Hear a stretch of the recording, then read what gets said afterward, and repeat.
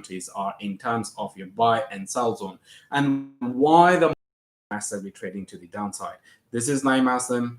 I have worked in the for over 10 years. My trading experience has been with the Bank of America, Bank of New York Mellon as a hedge fund trader, and now I currently work as a chief market analyst for Evertrade. Now, let's have a look at the markets. So when we look at the European markets, and by that I mean Stock 600 index and Stock 50 index, or in terms of Germany, you have the DAX index. In France, you have the CAC. In Spain, IBEX. And Italy, you have the FTSE MIB. We are seeing one dominant trend, and that trend is to the downside. This is when the market starts to sell off.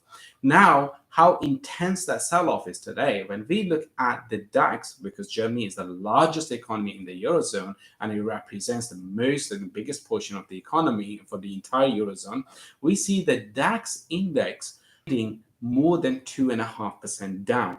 We haven't seen such a massive sell-off for the DAX index in a long period of time, at least in a number of weeks. So the question over here is there an opportunity? Is this sell-off is going to continue to the downside, or whether this is a buy opportunity?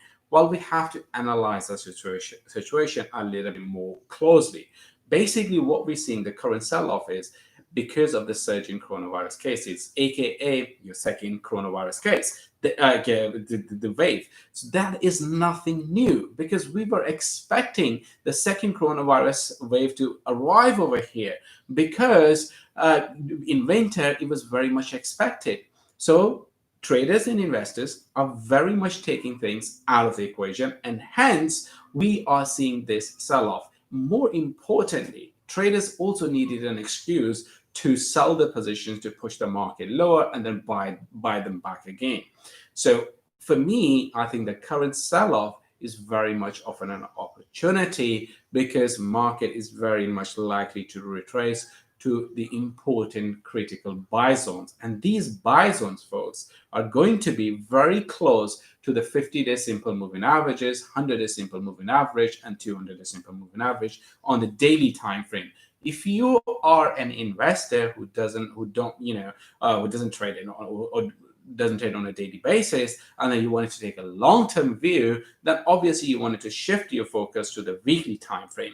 And on the weekly time frame, you wanted to look at the market for this current sell-off to come close to its 50-week simple moving average. That is where the buy zone could be really coming in.